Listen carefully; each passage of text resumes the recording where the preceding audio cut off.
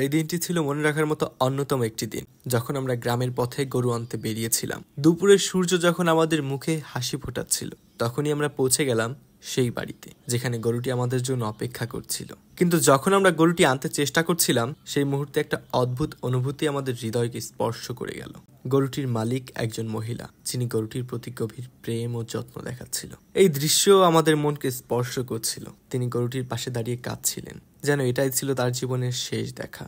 গরুটি যেন বুঝতে পারছিল এটা তার জীবনের শেষ দিন। পথে গরুটি বারবার দৌড়ানোর চেষ্টা করছিল, যেন মুক্তি পেতে যাচ্ছে। কিন্তু আমরা সবাই মিলে তাকে শান্ত করার চেষ্টা করলাম। তাকে আল্লাহর নামে কোরবানি করা হচ্ছে।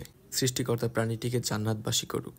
যাই হোক, ঈদের দিন খুব ভোরে আম্মুর ডাকে ঘুম ভাঙলো আমার। পাঞ্জাবি পাজামা আর সুগন্ধি মেখে জায়নামাজ নিয়ে চলে গেলাম ঈদগাতে নামাজ পড়তে। ঈদের নামাজ পড়ে আমরা সবাই মিলে কুরবানির জন্য প্রস্তুত হই। দিনটা কাটে নানান রকম ব্যস্ততায়, কিন্তু একসাথে কাটানো এই সময়গুলো যেন আমাদের সম্পর্কগুলোকে আরো বেশি মজবুত করে তোলে। আমরা সকলে এখন কর্মব্যস্ত মানুষ, সবাই এক একজন এক এক স্থানে অবস্থান করছি কিংবা বসবাস করছি, কিন্তু এই ঈদ বা বিশেষ উৎসবের তাগিদে আমাদের প্রত্যেককে এক হতে হয়, এবং এক হতে পারার যে ব্যাপারটা, এটা আমাদের মধ্যে অন্যরকম একটা ভালোবাসার সৃষ্টি করে।